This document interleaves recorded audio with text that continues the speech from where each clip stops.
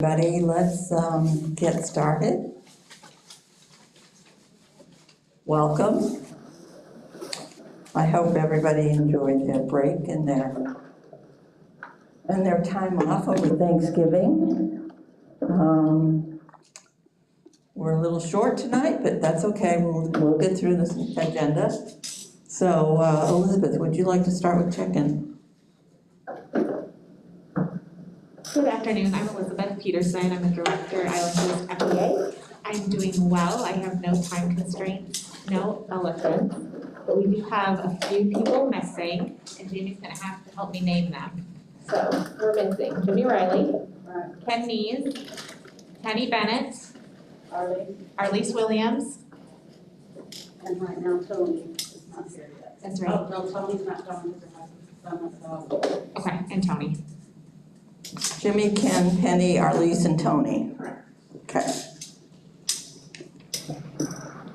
I'm Jamie Michael. I'm fine. I have no time constraints. I have no elephants except with the state of Florida. You can't fix them. Missing or listed. Expectation.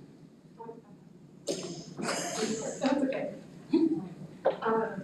To reach consensus, that was my Donna. Forgot to say that right.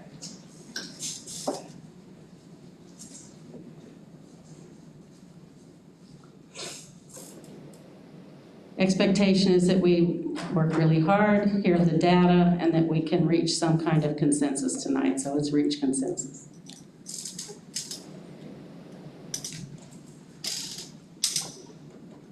Good evening, I'm Amanda Evans. I'm doing good. No time constraint, no elephant. Reach consensus.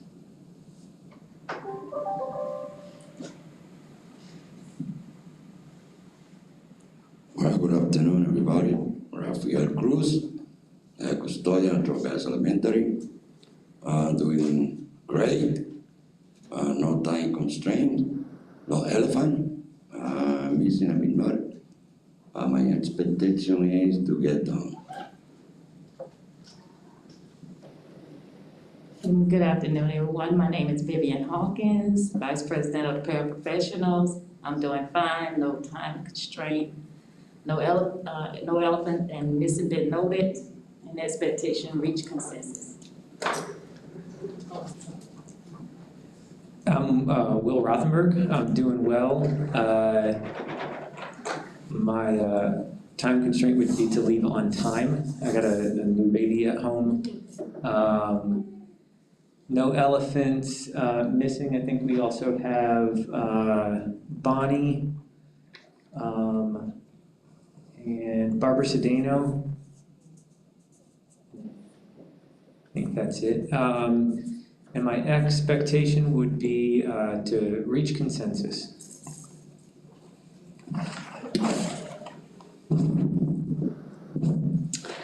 Good afternoon, everyone. Angela Pruitt. I am well, time constraints and on time. Elephants none, missing noted. Expectation is to reach consensus. Good afternoon, this is Amy Desamore. I'm doing just fine. No time constraints, no elephants, and my expectation also is that we reach consensus. Good afternoon, my name is Heather Leonard. I don't have any time constraints tonight except I like to leave on time. I'm doing great today. I don't have any elephants, and I believe the missing have been noted, and I'd like to reach consensus tonight. Good afternoon, I'm Kimberly Hutchins, Director of Payroll. I'm good, no time constraints, no elephants, missing noted, and reach consensus. Good afternoon, I'm James Holloway. I'm doing fine. I actually have to leave in a few minutes. No elephants, missing have been noted, and I expect that we will reach consensus as well. Good evening, I'm Roger Lloyd.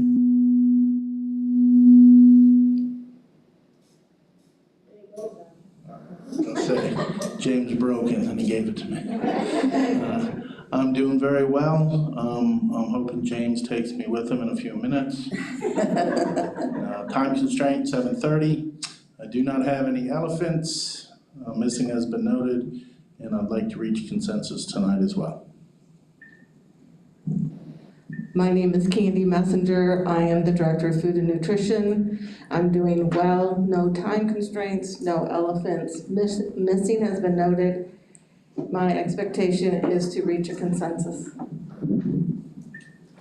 Good evening, everyone. I'm Jason Kurtz. I'm living the dream. I have no time constraints, no elephants. Missing has been noted, and we'll go with reach consensus. I'm Jamie Browner. I'm living the dream too. No time constraints or leave on time. No elephants. The missing have been noted and reach consensus. Okay. Cindy? I'm Cindy Smith, I'm a coordinator in conflict labor, I'm doing well. I have no time constraints or elephants, and this has been noted, and I hope we reach consensus. And good afternoon. I am Donna Mutzenard. I am doing well, thank you. And no time constraints, no elephants. Missing, I've written down. Hopefully I've gotten everybody. And my expectation is to help you reach consensus. With that, we have our minutes, and tonight we completed check-in. We have the approval of minutes. Now, the minutes were just sent out this morning. Not everybody on SPALC has had a chance to read them. They don't have them with them now. So if it's acceptable with everybody, we discussed it and thought that we could approve them via email, and everybody can have more of a chance to look at them. Is that okay with everyone? All right, great, thank you.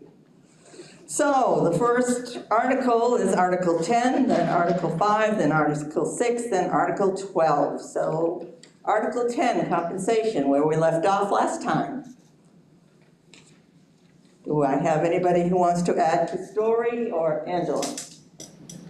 Yes, I would just like to, start out again apologizing for, what happened at the last session. Again, there was no intent to mislead or to not be fully transparent. Unfortunately, we made some assumptions, and that, and we learned a valuable lesson. And so we do definitely apologize for that, and hope that as we go through the data this evening, that will further help clarify and provide the information that you need so that we can make the best decision for the most number of employees in your bargaining unit. And as a gesture of goodwill, one of the things that I would like to propose, it's been many years, and when I think about it now, I can't believe it. It's been 7 years since I've been in a building as a principal. And back when I was a principal, I would put on my hairnet and I would work the food service line, and I would scrape the gum off the desks over the summer, and I would pull the weeds, and I would do all the things anything I expected any employee to do, I would do the same. Clean toilets, pick up garbage, cover a para position in an ESE classroom, whatever it took, because that's kind of what you do when you're in, well, if you're a good principal, that's what you're doing. So as a gesture of goodwill, I would like to offer that those of us that are on the team, that it's been a while since we've worked a SPALC position, or those that have never been in a situation where we're working regularly with SPALC folks, I would like to offer up members of our team to shadow or work side by SPALC members, and just to show you that our words are more, because we did hopefully express to you last time our appreciation for the work that you do, but I think there's nothing wrong with getting in close and personal with the work that's being done to further that understanding. So again, I'm going to offer that up, and I can work with you directly, Jamie and Elizabeth, and we can work that out, because we do have several members. I mean, I'm thinking Mr. Lloyd is pretty clear on what a driver does, and I'm thinking Ms. Messenger is pretty clear what a food service worker does. But I would think the principals, because those are two good principals there that are probably have done or doing what I talked about, but the rest of us would certainly be willing and would like to offer that opportunity. Okay, so do you want to work that out now or at a later date? That somebody can contact Elizabeth or Jamie and make a request. I'm looking for my team's reaction right now. I don't see a whole lot. I know. I think that's great, Dr. Pruitt. We appreciate that offer, and I think it's a great opportunity for people to really understand what our support staff does in the field every day. So thank you very much. And maybe even more than, one position, because I know that everyone at one time in their life needs to ride a full school bus. I think you don't fully appreciate that until you've had that opportunity. So I would certainly invite some of these folks that have never, I fortunately have had that opportunity, but I would be willing to certainly have that opportunity again. Great, thank you. We look forward to that. Okay, now with that, I know the last meeting that some data requests were made, and I believe the district has some of the answers to those requests this evening.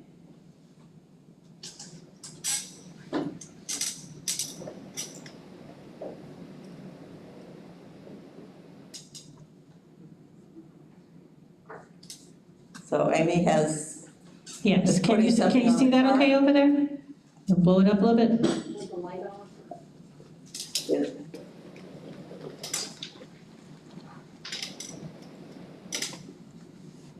Maybe that's a little better too, blew it up a little bit. Can you see that okay?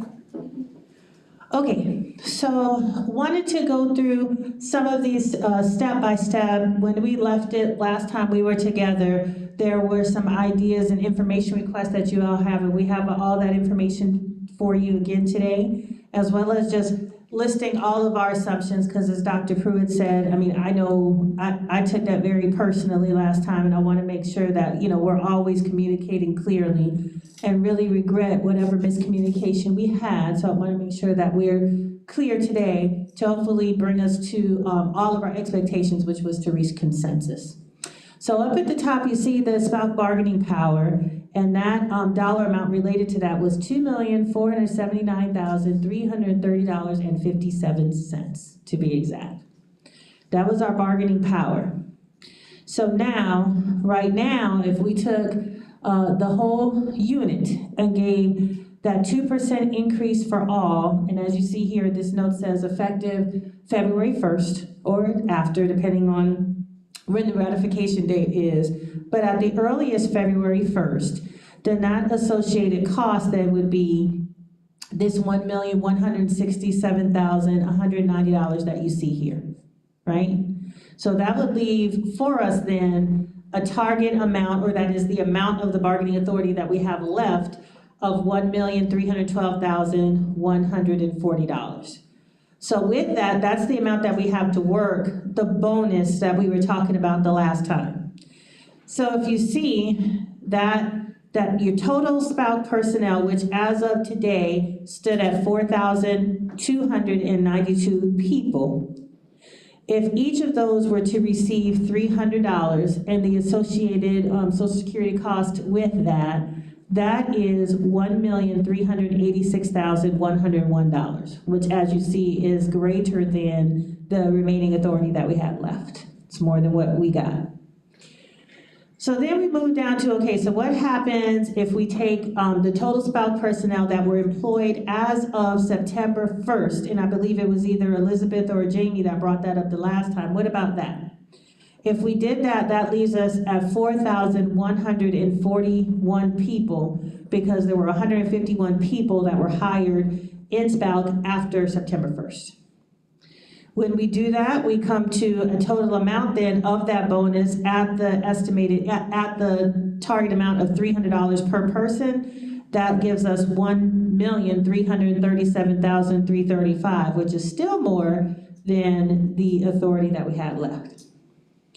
So I said, okay, if we just took those 4,141 people what could we do to get us within pretty much the authority that we have? And what I came down to was this $294.50, which is awfully close to the 300 that you wanted, but we just had to come down just a little bit in order to get to the target number that we have available.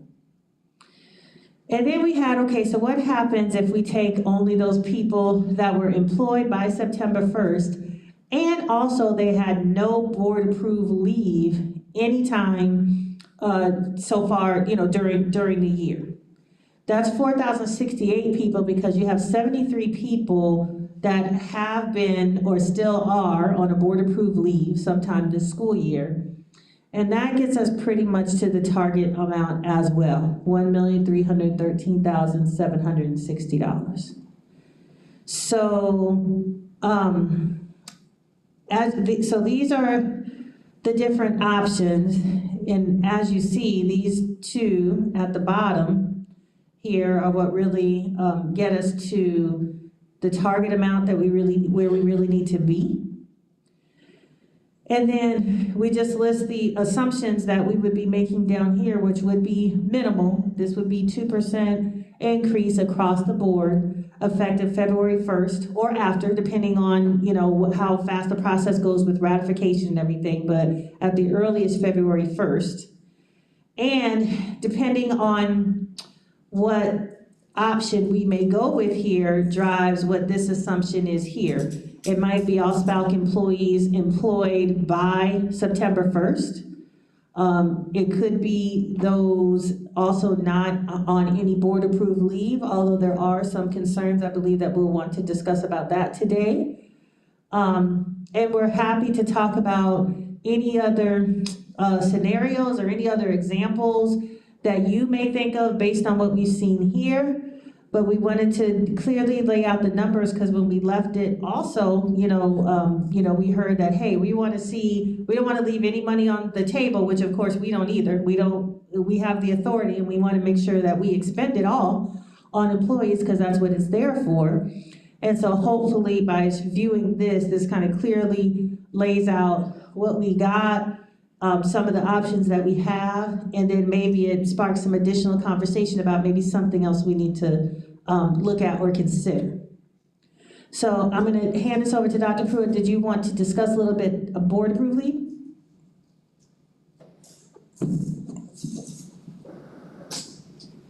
So I'm going to defer to Mr. Rothenberg and his legal mind to articulate what our concerns would be with excluding people that are on a board leave. So one of the concerns with that is that if you're looking at people who have had a board leave during the course of the year, what you're going to end up with is people who have had either medical issues being excluded, or you're going to end up with people who are out on paternity leave, or out because of things that may be covered under FMLA type conditions. So the concern with that is, even though we would have kind of a neutral rule, that's fair when you look at it at face value, it's clear, it does what it says it's going to do, it would disproportionately impact people with medical conditions. If you're talking about maternity leaves, again, then it disproportionately could impact female employees, and either one of those things could give rise to a possible equity issue. The other factor that we've got is the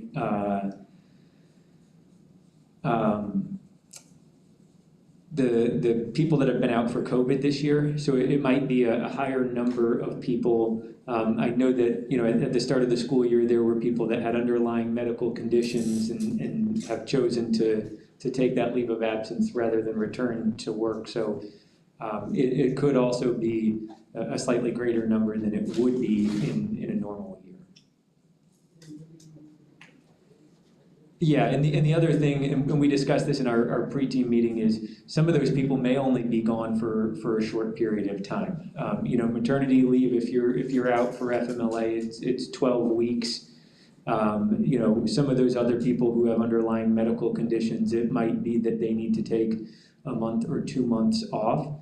So you could potentially have someone who, left in September or October and plans on coming back in January. So they would have been here for more than half of the year by the time everything is said and done. But they weren't sure how long they were going to be out, or they still worked a significant portion of the year. They were just gone long enough or at the wrong time, and so they're kind of cut out if that's the way that you're doing it. Angela? Another thing too is it may not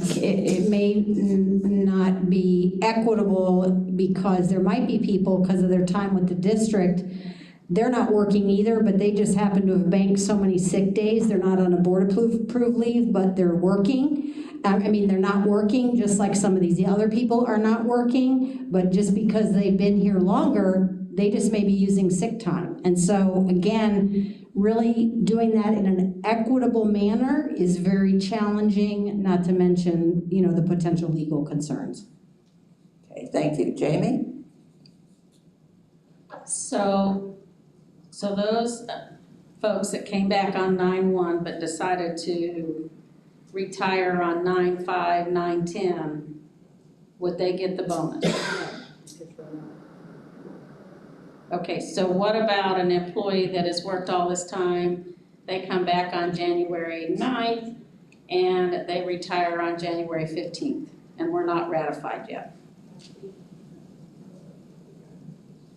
Our past practice, and thank you for asking the question, because it would be one of those things we do not want to miscommunicate, is that you have to be employed on ratification and payout in order to, we don't go mail you a check after the fact. We've never done that in past practice.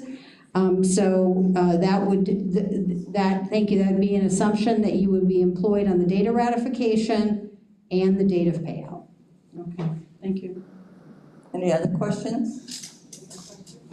Clarifications, questions? Scenarios you need to ask about?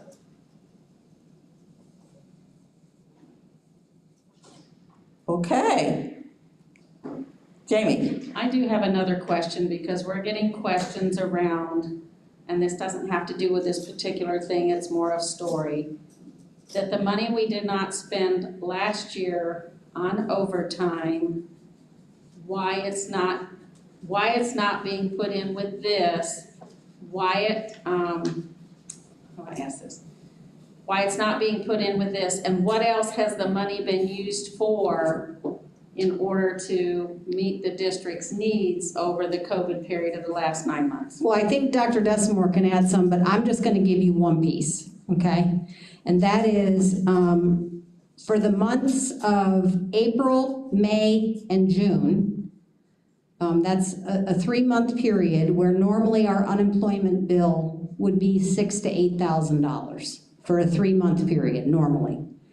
Our bill for April, May, and June was $680,000 for unemployment. Our bill for July, August, September is $980,000. So that's just one example of, while it may seem like, well, gosh, where's all that overtime money? Where's all that? Well, we have different expenses. It's not like we have this found money. And the CARES money, it doesn't cover everything. It doesn't cover, every sanitary wipe, there's additional expenses related to COVID that we are having to pay for. So it's just different expenses. I don't know if you want to say.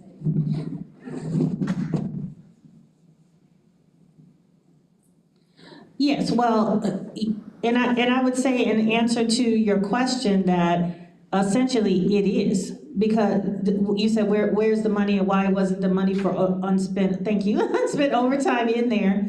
And it's like, well, it is, because recall that the amount that we're talking about here, which is a 2% equivalent, that is more than the dollars that we received as an increase from the state. And when we look to see what the pot is, what the authority is, how much money we have, we're looking at all of that in its entirety. We're looking at everything we have, everything that we believe that we're gonna need to spend over the next year, and determining, okay, based on everything we know about the financial situation, what is it that we have to put on the table? So we knew what unspent dollars potentially were left because of, our shutdown from last year and all of that. And all of that was taken into consideration with coming up with what the bargaining authority was. But I will second Dr. Pruitt's point in that we did have additional expenses that just wouldn't have happened had it had not been for the pandemic. So all of this hand sanitizer and dust shields and wipes and masks that we're distributing to every location and all of our transportation compounds and schools and departments across the district. So far, and I just know this off the top of my head because we just got done compiling some information from the board, that's been an additional expense of $6 million in this year so far. And we're not halfway through, and we've got more kids coming back. So while there were some things that didn't happen, there were other things, as Angela mentioned, that did happen. So those things also take up resources, which we estimated in trying to determine what is our bargaining pot. So hopefully that answered that question. Jamie? How many employees were laid off? None. From the district's perspective, none. So why would that be almost $1 million in unemployment if employees were not laid off? Why is the state charging us? This is one of my favorite stories right now. We have to pay the bill until we can dispute the claims, because we literally have, let's just say people that remained employed still filed for unemployment. And because the state was kind of backed up and confused with unemployment, they didn't dispute any claim. They just paid anybody that filled it out. So you have employees who were employed but filed for unemployment. The state's position is you pay it, and then we'll dispute it, and then we'll reimburse you. So that kind of puts us in a position, and we're working our way through it. I think we've responded to about 1,200 of them so far. And there is some guest teachers that the belief is that guest teachers that weren't employed for March, April, May would be entitled if they had a reasonable expectation of guests, being a guest teacher for those months. So that is some legitimate ones. But there are a large majority that we believe, once we dispute them, that hopefully we'll get reimbursed. But I anticipate we won't see that anytime in the near future. Jamie? So how does the state get that money back to reimburse you? That's a very good question, and one that I do not have the answer for. Any other questions, clarifications? Same thing you guys. Do we need to write this option up on the chart? Okay, let's write this option. And this option, if you want to read it, say it so Cindy can write it down. Well, it does require a decision point from SPALC, our option, because we gave a couple different, in other words, yeah, so if it were our option, we would say. That's what I want, your okay, option. my option is 2% increase across the board effective February 1st or later.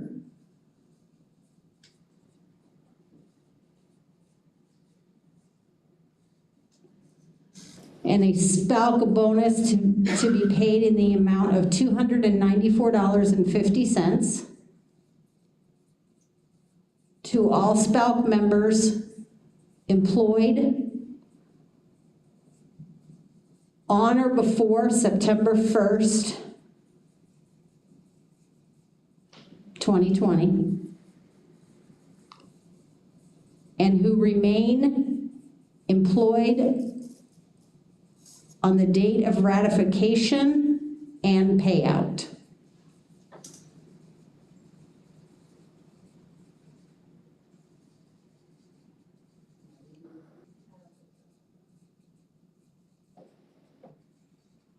Okay, do we need to put up the options that we did our last meeting?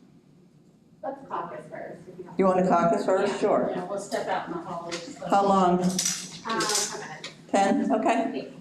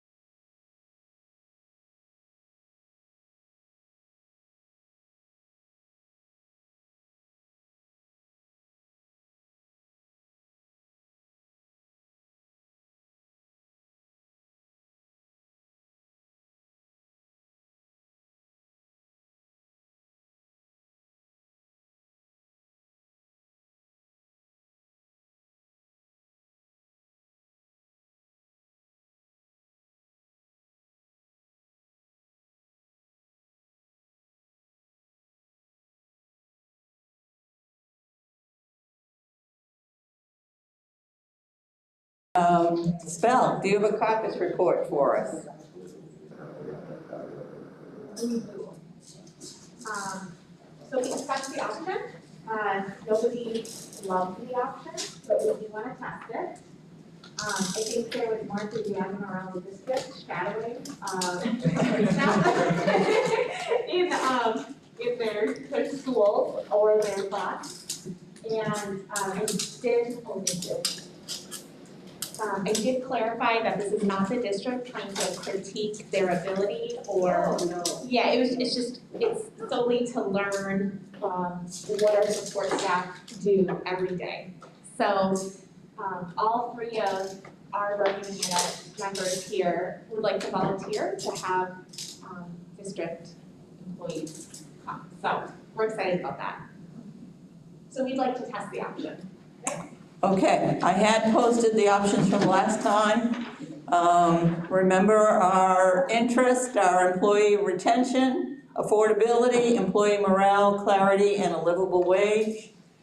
So with that, would you, the option, let me just read it one more time. A 2% increase across the board effective February 1st, 2021 or later, and a SPALC bonus of $294.50 to all employees, to all SPALC members employed on or before August 1st, 2020, and remain employed on date of ratification and date of payout.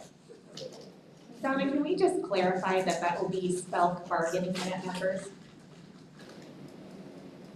Not union members? Yeah, It just says SPALC members, but she wants Unit. bargaining unit members. Yeah, thank you. No problem. All right, with that, Jamie? And clarify the date of ratification includes the date of the board ratifying. So if we were to ratify on January 15th and they didn't ratify until the 30th, you know, we always do it as soon as we can, but it's ratification of both parties. Okay, do you want that written in the option? Ratification by SPALC and board? Right.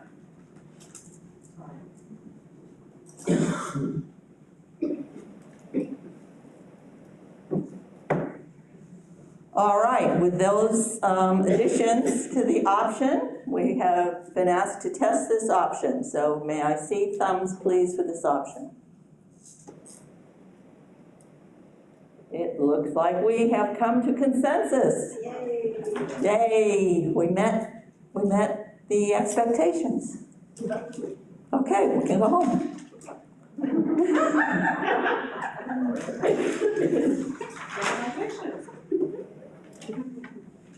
All right, is there anything else on Article 10 that we need to discuss? Or are we done with Article 10? Will?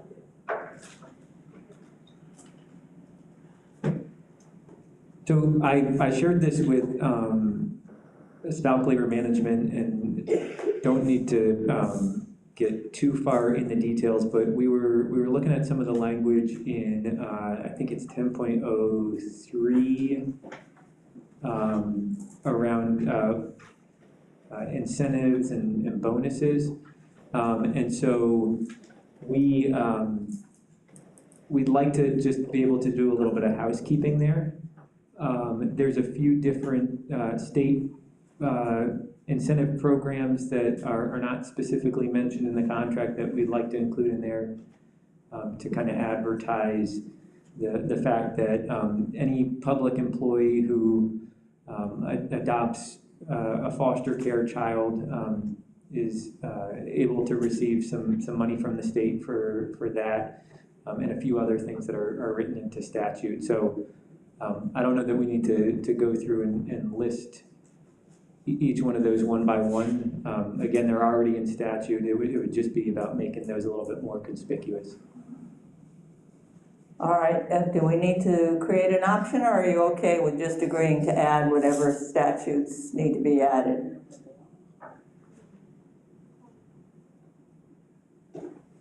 Jamie? I understand statutes change from year to year, but how would employees know what those statutes were if they're not listed? That would be the, I think the goal would be to do some housekeeping and maybe put some references into the contract. I mean, the statutes are available online. It's hours and hours of boring reading for anyone who that's not their thing. So again, I think we'd want to just kind of put a reference so that if someone wanted to find out more about it, they could see where that is. Could we put a reference and list them on the district website? Yeah. Because if they change, then you could pull them off. Mhm. If there's additional, put them on. Yeah, I think we would want to find out like where the best place to put that would be. But yeah, a lot of that came about as we were looking at some of the stuff for TALC and Best and Brightest, which thankfully it is no more. So again, that kind of prompted the review of those things. So would you rather have an option to just place them somewhere on a website and not add them to the contract? Elizabeth? My preference would be to have them in the contract, actually, because our contract is also an employee's handbook, so that they know what their rights are. And it's a quicker reference, and it's gonna enhance their rights. I guess I wanna know more specifically which statutes you'd like to reference. I know you made reference to the adoption, but is that it? That's the one that comes to mind immediately. I'd have to look back, and we also wanted to double check on others. I know just off the top of my head, there's a few others that impact TALC. For SPALC ones, the only one that comes to mind immediately is the one for adoption. But I guess the option that I would kind of put out there would be to do some housekeeping on that article and maybe in SPALC labor management, figure out how specifically to reference those things that are already there. I mean, again, it's not really changing anything other than, kind of improving the clarity and communication of that. Okay, so you want to restate that? Cindy started writing it. Article 10.03. Housekeeping. Housekeeping. And I would just leave it at that. I think the rest of it we've kind of captured in the story. Or housekeeping and SPALC labor management. Housekeeping, yeah.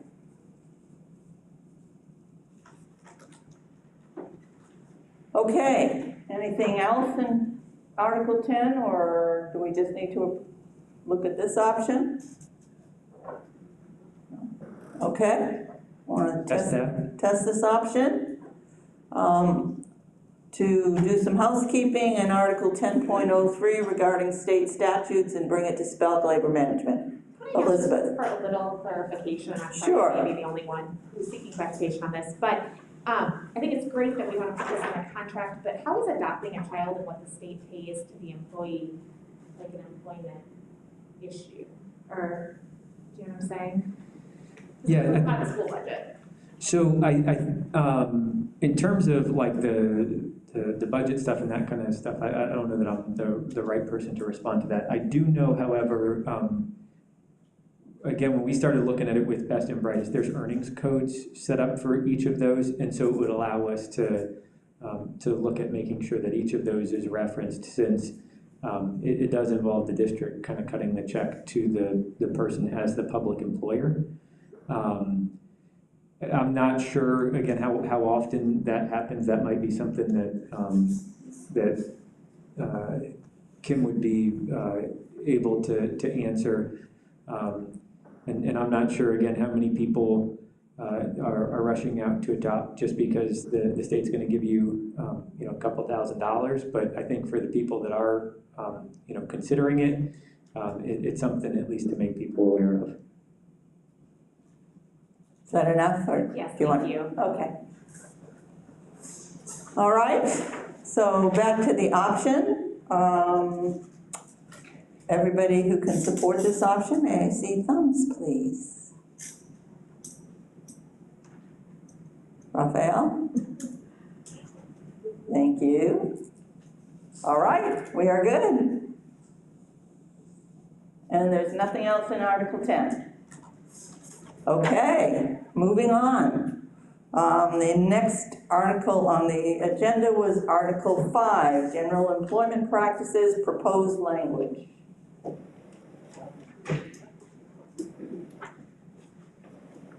So,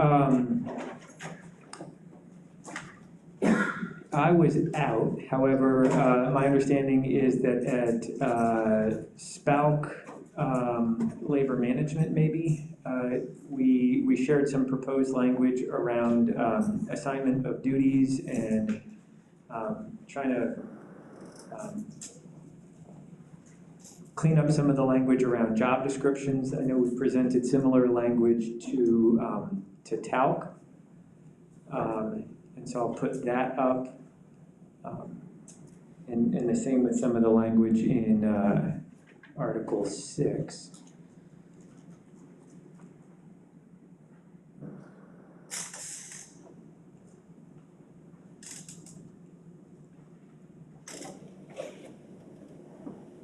Okay, this is Article 5 that's up there. Yep, that's Article 5.05.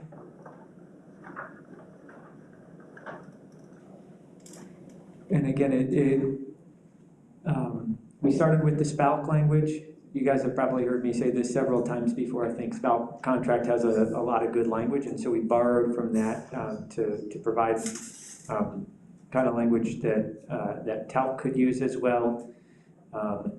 And so really, it just mentions that the district will maintain job descriptions, we'll make them available to employees, and give people the opportunity to provide feedback on changes to job descriptions that might impact them.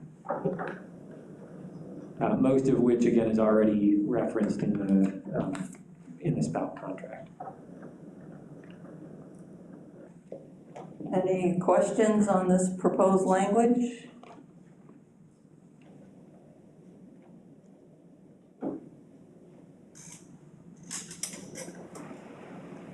Is there anything else we need to look at in 5 for the proposed language? I don't think so. Okay.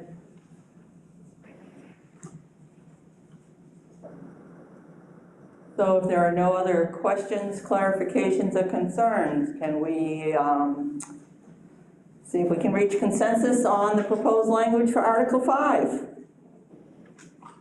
I'd like to test the option, Donna. All right.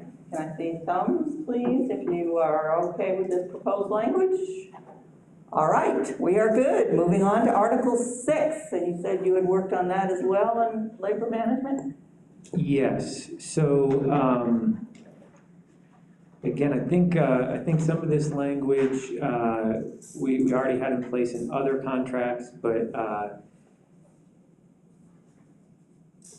there it is, kind of highlighted for protection of person, and we discussed some of this already. Some of the protections in place for employees who are the victims of domestic or sexual violence.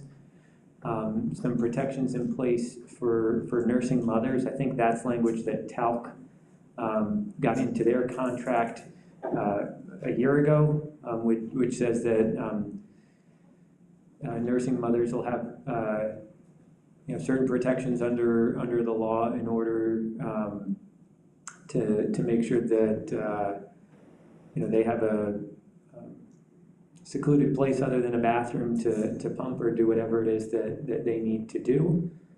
And then the harassment and discrimination language, that I think is something that just as we were looking at this section of the contract, again, it's I think maybe mentioned in TALC but not in SPALC.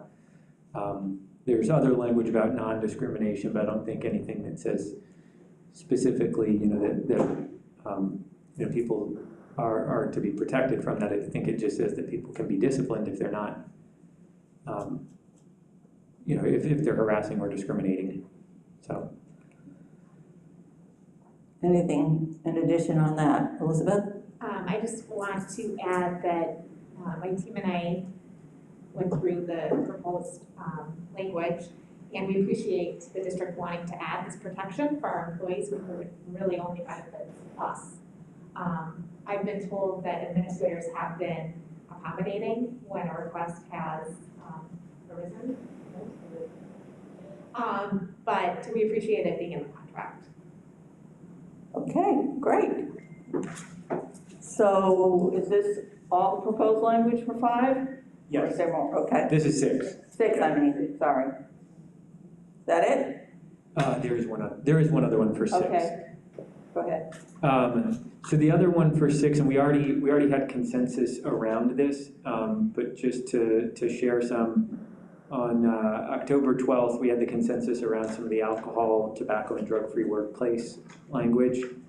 As I'm looking at this, it looks like it did not copy over the edits, but we added some of the language in there, as you can see, around last chance agreement, that a first-time alcohol, tobacco, or drug-free workplace violation will result in a last chance agreement, letter of reprimand, mandatory EAP, and so that is kind of what the language will look like.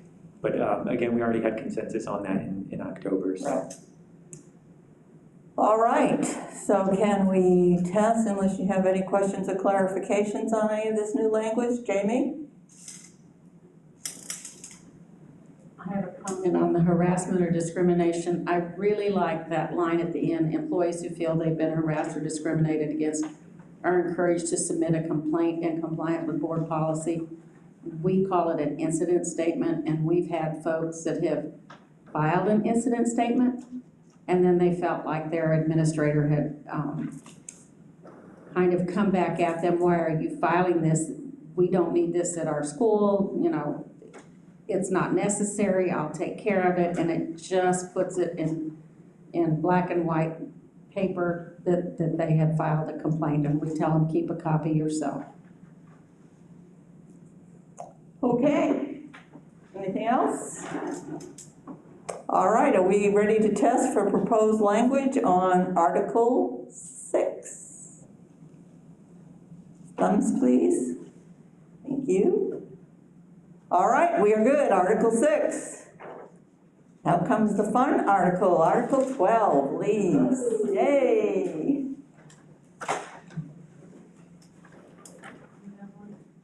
So Article 12, I'm not going to put up on the screen just because it's lengthy. We've got copies of it for anyone who needs. I think Jamie mentioned that they'd already printed copies for their team.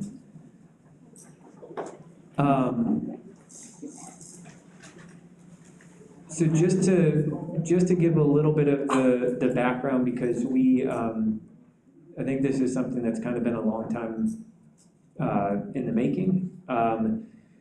We drafted this language for Article 12, and it would be to replace what the language currently has. We have kind of a cheat sheet that we'll share with you guys that shows kind of how it aligns with the current language and the current intent of the language. As we mentioned kind of at the start, Article 12 is one of the most difficult articles to read. It's confusing, and so this is meant to simplify things, and you'll see things are broken down kind of by what employees can expect, what immediate supervisors can expect, and what district staff can expect. We've reviewed a lot of it. There's some areas where I think we tried to fill in some blanks based on what our past practice has been, or what we believe to be kind of a reasonable expectation that maybe is in place already. We know that it's a lot of information And I think, again, the intent is not to change things dramatically, but to make things easier for people to understand. There's, I think, 4 or maybe 5 district departments that have provided some input on this, and that would be payroll, staffing and talent management, insurance and benefits, professional standards, and then compensation and labor relations. We tried to have a bunch of different perspectives on kind of how things work from our vantage point, and working with a number of different schools to help them and departments to help them implement this. We know that it's a lot to kind of put on people, and again, the intent is to kind of keep the spirit of the language that we have in place right now, and to start making some progress on making things a little bit easier on people in terms of reporting leave and tracking that. And so that's what we were able to come up with. We welcome any tweaks, edits. Again, I know we talked about this with SPALC labor management, and because of the fact that we were taking things from, I think, like 17 pages down to about 10, I'm not sure if there's an interest in going through all of that here, or if we'd like to maybe funnel those suggested edits back to SPALC labor management. But I think we were looking for, can we get some agreement conceptually around what we've put in front of everyone tonight? Okay, thank you, Will. Any clarifications, comments, questions over? Anybody else? Elizabeth? Well, I know you gave just a general overview of this, but I was wondering if you could point out any changes of intent that the district is proposing?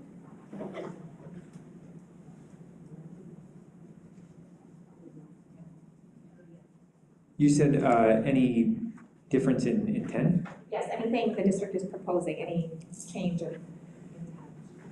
So I don't know, again, that there's anything major.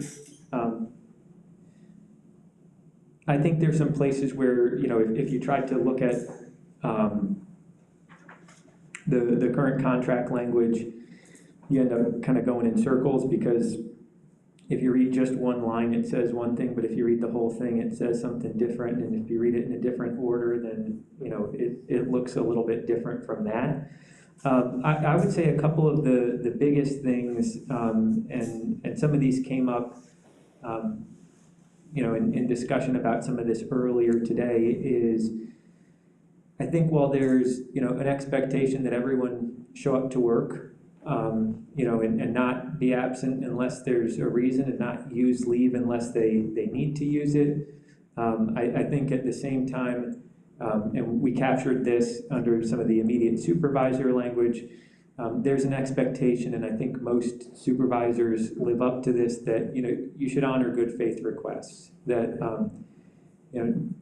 most employees are not trying to get out of work. People want to show up, they want to work, they want to earn their paycheck, and so there again is something that captures that. One of the biggest things, and this has come up and I think was a focal point for those departments that were discussing this, is a lot of the issues that we run into with leave and abusive leave and those sorts of things can be avoided with better communication.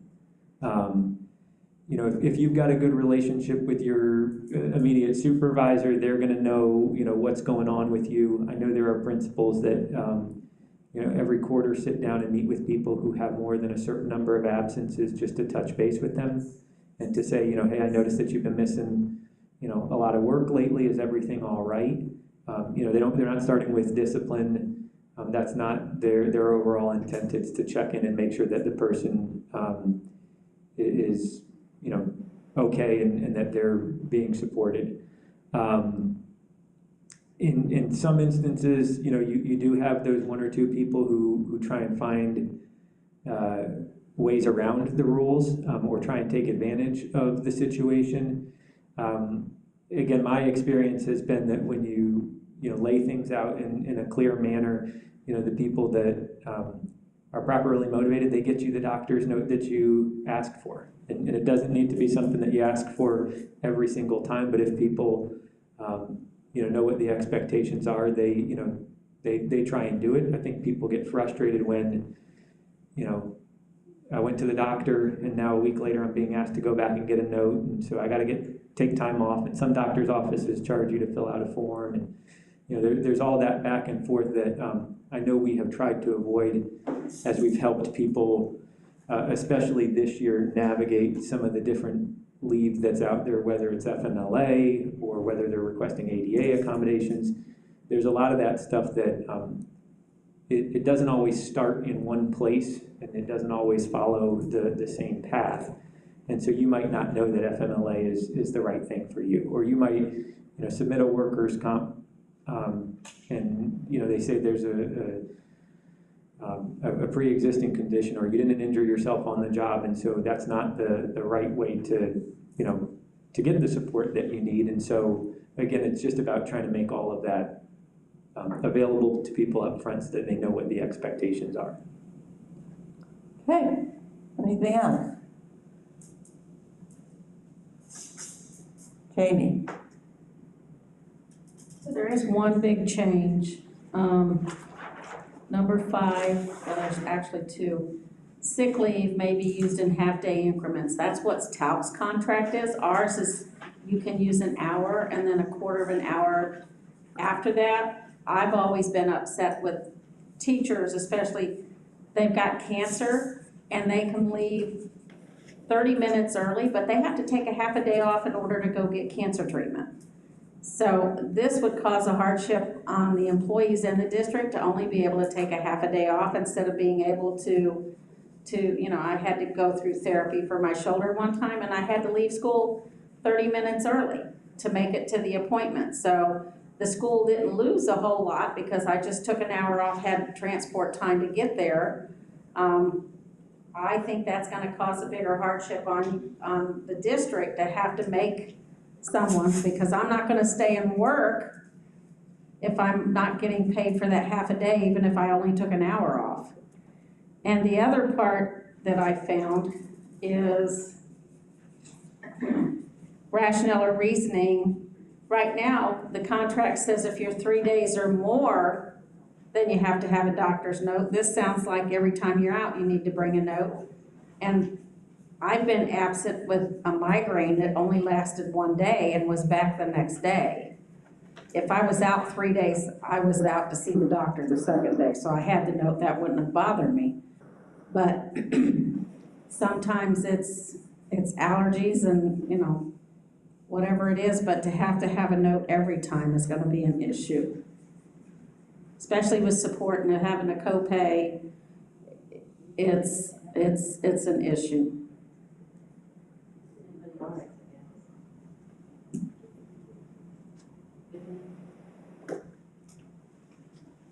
All right, Vivian?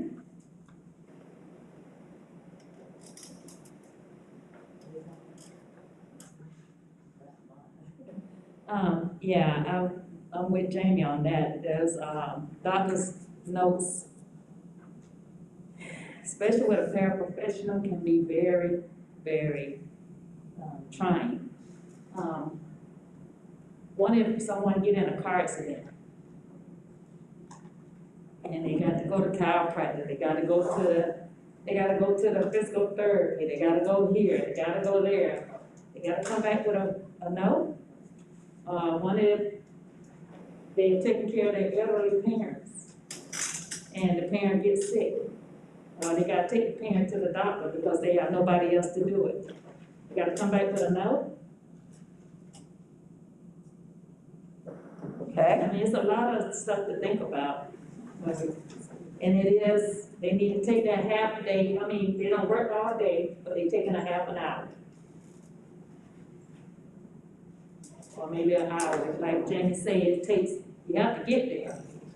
So if you're way over here in Cape Coral working, and the doctor's office way over here in Fort Myers, you need work. okay, thank you. Do we have any answers to some of those concerns? Go ahead, Will. So I guess, I think Jamie, you're right, it does say half-day increments under the employee side. Under immediate supervisors, it says that they can approve leave in hour increments. And I think that is, you're right, kind of language that was borrowed from the TALC contract. I think in the TALC contract, it exists for substitute coverage. I know that that's not necessarily the same for all SPALC employees. I think, there are some exceptions. I don't know in transportation that you can just be gone for an hour, in the middle of your shift. I also don't know if that's an issue that people run into in transportation because they've got a split shift, and so there's, some opportunity for people if they can get an appointment in the middle of the day to maybe, take care of some of that stuff. I don't know how realistic that is with the waits at most doctors' offices, but the other thing is, I think that and I'm not sure where you were looking at as far as you would have to have a doctor's note with every absence. I know that one of the things that's in there is that if a request is made at the last minute, you can be asked for a doctor's note or the request can be denied. Again, those are things I think that are already in the contract language right now. One of the other things, and I think that this is worded maybe a little bit more strongly in the SPALC contract currently, is anytime a supervisor suspects abusive leave, they can request documentation. And that's in there now. I think we clarified what abusive leave looks like and made it so you have to be able to point to something. I also, and I don't know, of the other administrators, here, if anyone wants to speak to it, I'm sure that they're not going to be requesting doctor's notes for every single absence because that's a lot of extra work for them too. So I think, again, that's mainly for the person who, every year has the Super Bowl flu and, seems to get sick a lot on Friday paydays and, more than it is the person who never misses a day and has something come up, or, that you're meeting with regularly and that they've got a relative that they're caring for who's sick, and so they might have to, be out here and there to, to take care of them. Jamie? The half-day increments, they blow through their leave really fast. And I can tell you, there have been instances in transportation where somebody has had to go for a weekly treatment. And it's on a certain day. And transportation has been kind enough, their administrator, to, okay, you can leave at this time, we'll cover this school. So they do make arrangement. It is possible in advance to do it. If you put in a half a day, they're gonna put in a half a day and they're gonna take a half a day, and right now it would really, really, really impact schools. I had a principal tell me this last week that paraprofessionals were worth their weight in gold right now, and my response was to him, well, we need to pay them like they are, because he has so many that are out due to COVID. It's just the one, if you have a doctor's appointment, and there are doctors that you can't get an appointment. I changed doctors one time because they only saw patients between 9 a.m. and 3 p.m. because they had kids in school. And I did not want to have to take off from school if I didn't have to, but when I had to have therapy on my shoulder, the only time they had open was at the end of my workday that I had to take time off, and I would have hated to take a half a day. I might not have gotten the therapy I needed because it was a waste of my time, a waste of the school's time. I just think we need to leave it instead of a half a day, like it read, one hour, and after that, 1 1/4.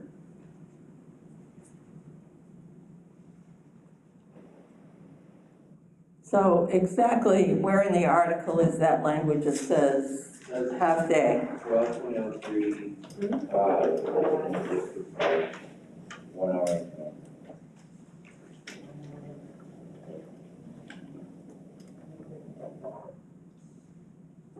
12.03.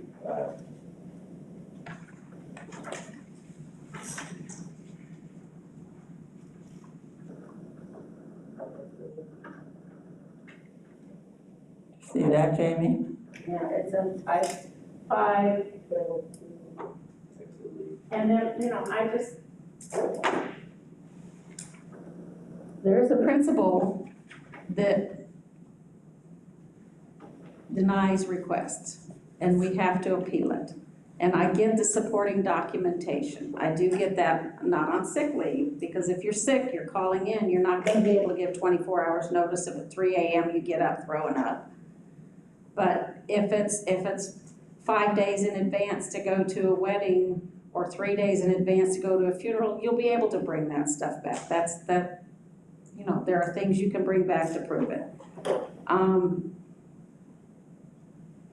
But to not be able to take reoccurring 1 hour at a time, like I said, I feel bad for teachers who have cancer and they blow through their leave because they have to take a half a day at a time.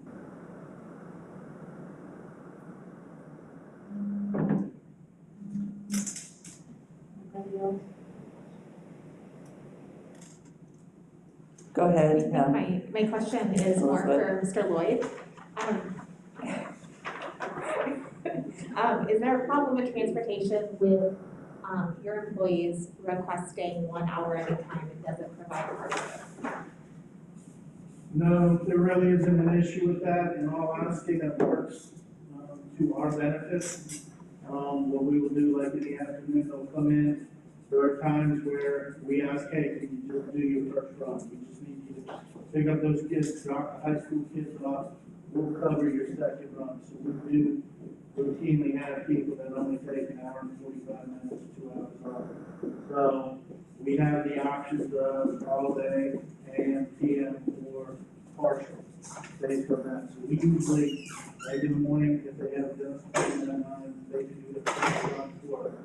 We have them come in and do at least one school for us. So we do the partial term. Thank you. Angela? Yeah, and I just told Will, let's change that. I don't, it's not worth it really. And I get we were trying to align everything, but I think this is one of those cases where we need to have that little bit of a difference. So we'll change that. Okay. And we also, I noticed, Heather noticed that the sick leave bank language isn't there either, so we need to, well, TALC doesn't have one anymore, SPALC does, so we want to make sure that that's lifted in entirety the way it currently is written. Okay. And I just want to, because in full transparency, it says 1 hour and then something about quarter increments or something. Do we want to keep that? Language? Yeah, I'm looking at the current contract. It says on page 41 and/or 12.025. It says 1 hour and 1/4 hours thereafter. Do we want to mirror that exact language? And then vacation, the same thing with 1 hour increments.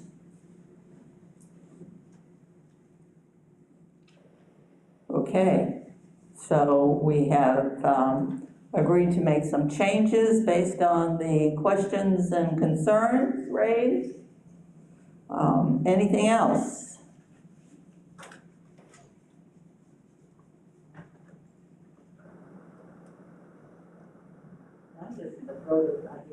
Vivian, you need the mic. Hold on.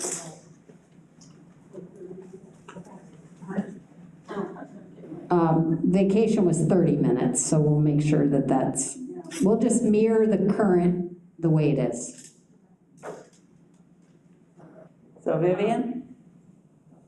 I was just wondering, just throwing something out here, since we're talking about leaves and types of stuff. Everybody has a coverage. If they're taking off or they have to take some days and stuff off or whatever, sick time or whatever. Everybody has that coverage except paraprofessionals. And sometimes it gets to the point where paraprofessionals are scared to take time off or take leave or ask for leave because they know that their principal will probably get upset because, oh, we ain't got no coverage or we don't have nobody, they can't call a substitute in to replace them. So I was wondering, why is, I mean, every buses, they accommodate them. I ain't gonna say custodian, I was gonna say, it's not all positions. I mean, I know we try to get some custodians, but honestly, it just doesn't work. The bookkeeper, they don't, I mean, there are positions where, and I get what you're saying, and I know we do try. I have worked with some schools if it's an extreme situation, like if it's a one-on-one and there isn't anybody else that can cover it or whatever, we do work with those schools and get them some help, but it's honestly, I don't know where we would get the people from. It's just like with the custodians, we try to do it. Food service, I mean, you see, look at Candace is like, yeah, really. So I understand what you're saying. It honestly is, it's a challenge. It's a challenge. I get that all the time. Why we can't have any substitutes? Okay, Jamie, do you have something? Yes, I was looking at the out of the pocket. If we have an employee that, because of their medical condition, their primary doctor won't write a note. So one day, it could cost them, where'd it go? I don't see the copay on here. It could cost them $40 or $60, which is a lot out of their paycheck if they're to provide documentation for one day. I get it if they're out 3 days in a row, but if they're sick, to have to go to a doctor every time they're sick. Well, we didn't change that language, Jamie. It's the same language if there's a suspicion of abuse. And that language is currently in the contract. Am I missing? What am I missing? Thank you. Okay, number 4. On which part of the article? 12.02, 12.03? 12.03. Okay. That supervisors are gonna read it, that they have to have a medical note every time they go to the doctors. 4A.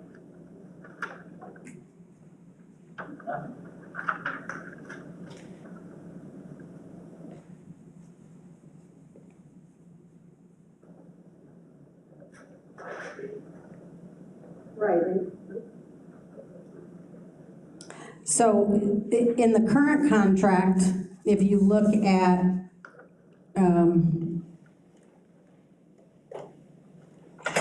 it's in a couple places.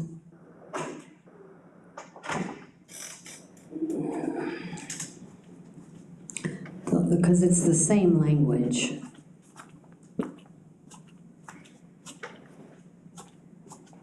If there is abuse suspected, of course I had it a minute ago, now I'm losing it again.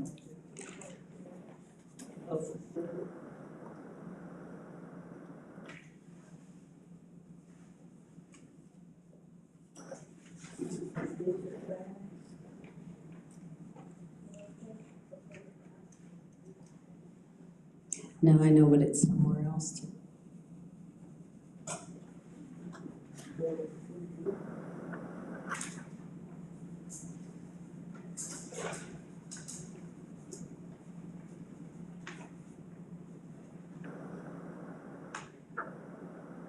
This 12.038 talks about abusive leave. There's excessive, but then it's also the rest of someone else's.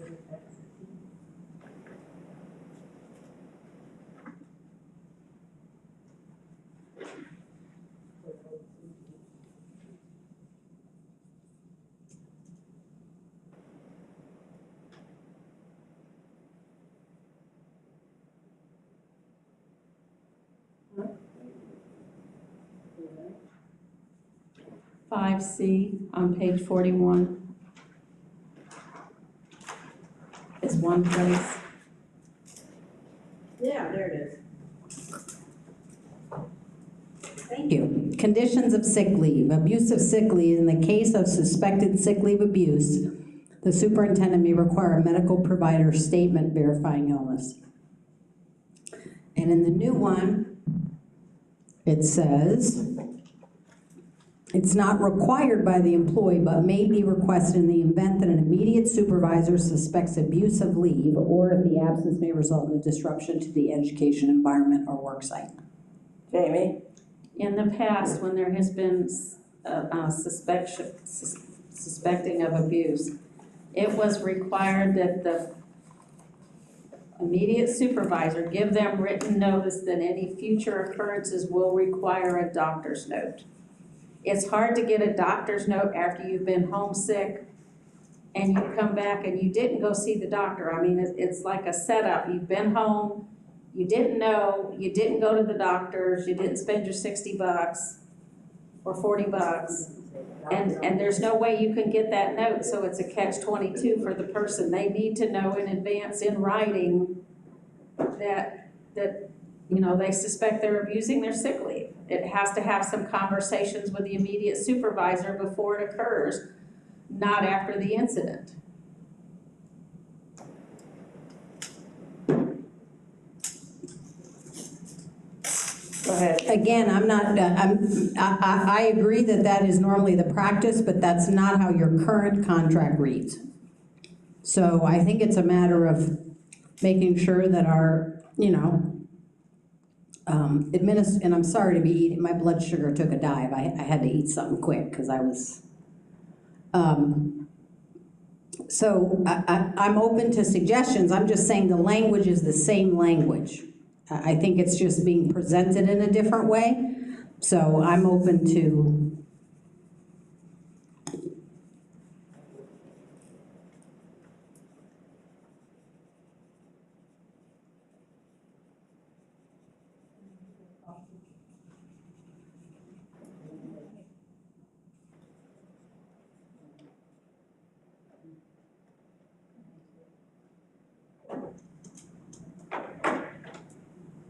Elizabeth? Just having a side conversation with Jamie, we have a lot of apprehension right now, just because there are so many changes or things that were included that need to be added. So I think we need to see a more updated version of this article, and possibly like a red line version as well, just to be more clear on the changes. Well, I don't know that. Mike? Yeah.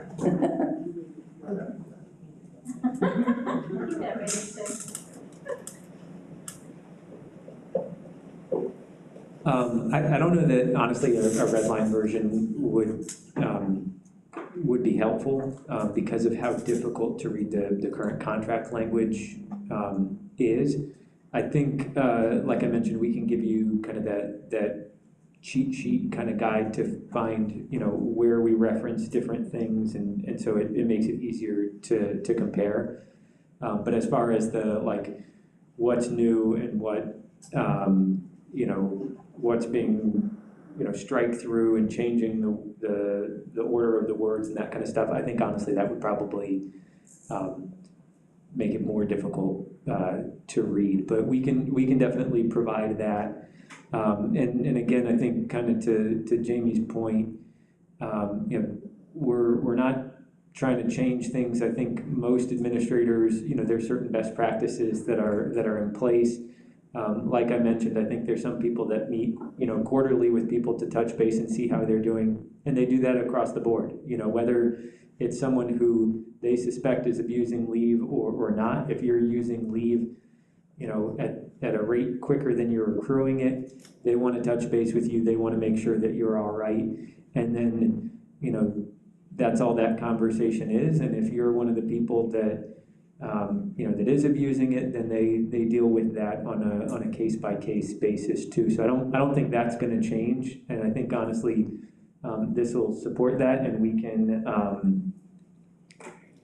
can continue to work on that if we need to. Okay.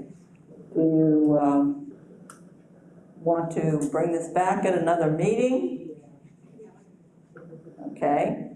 Then that means we have to schedule another meeting. This is the last thing on the agenda. Angela? Or we can just leave it the way it is. Oh, no, where it is in the contract now. Or we could do status quo. We were trying to make it more user-friendly, Right. but it is a complicated matter.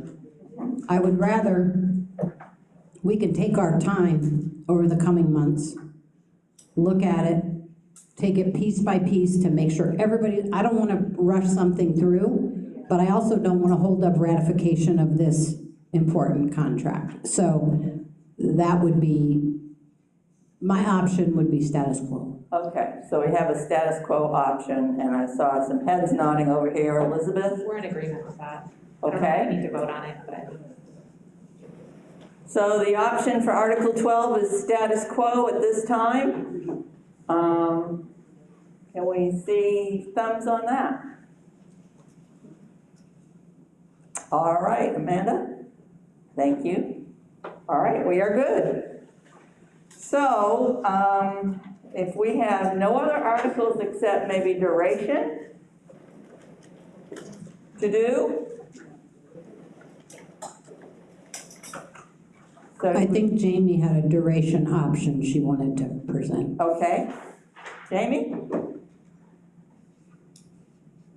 We'd like to continue what we're doing as a 3-year contract with opening up each year for wages and benefits, and 2 articles for SPALC, 2 articles for the district, and 1 that's mutual. Okay. So basically for the article on duration, it would be just changing the years, the dates. Yeah, 2021 to 2024. 2021 to 2024. Any further discussion on that?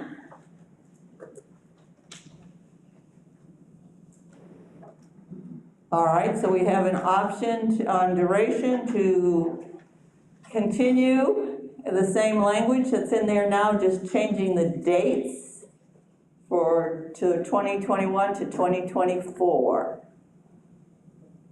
Any other discussion on it? All right, testing, thumbs? Okay, and last but not least, we have to discuss implementation. So what is the process going to be for getting this contract ratified, and can we throw out some dates or general timeframes?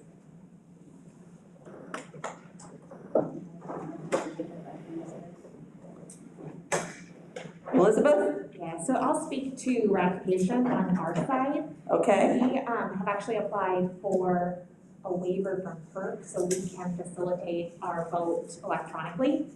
But we have to wait for that to be approved. Now, it was approved for the MOU with no problem, and I'm assuming a lot of other associations and districts are applying for this as well. But we're kind of in a waiting period right now. Okay. Angela? So, keeping that in mind, I just want to confirm that once you have the draft, then you will need how many days to review it before you're ready to share with your members, generally? Do you recall? It has to be out. Yeah. You mean before it goes to the public? Or Yes. So the state of Florida has been approving recently, like September, October, November, they've been approving for a year basis. We didn't have that because we were an early one for the MOU, so we didn't have that, so we had to go back. So I'm assuming that we've sent that out and Mr. Caldwell will get that back to us as soon as they approve it. We have to have the language, it has to be sent out to all of the SPALC employees, and it has to be out for 10 days before we have that.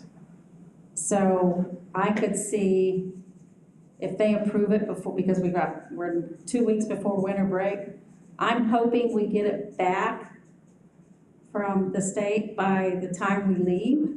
And if all the language is done and we've reviewed it and we're okay with all of it in the contract, then the contract could be sent out to folks before winter break is over. And then we come back, what day do we come back? January 4th. That we could ratify by on the 15th or 16th of January. When is TALC gonna ratify theirs?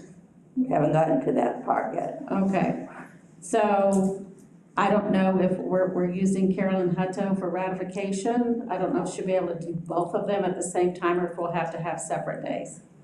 All right, so part of Angela's question was also how long before you send it out to your bargaining unit members, do you need it? To review it. As soon as we. We can turn it around pretty quickly. Yeah. A day or two, I mean, we can make it a priority. Okay, so the first available board meeting, based on your timeline, would be January 26th. Because the board dates are the 12th, which wouldn't give you your 10 days, and then the 26th.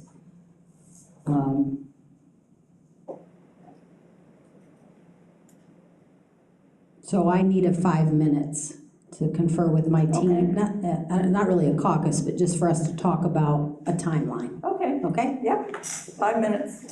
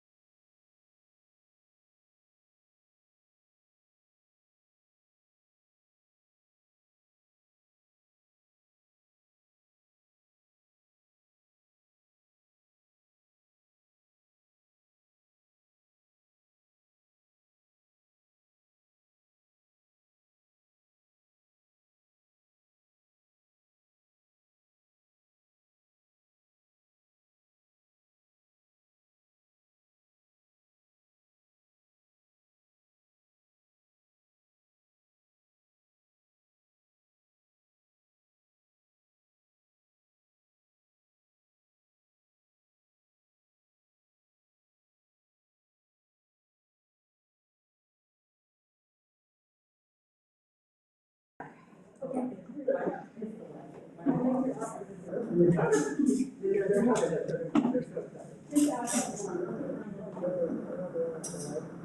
was highlighting the things that you've done.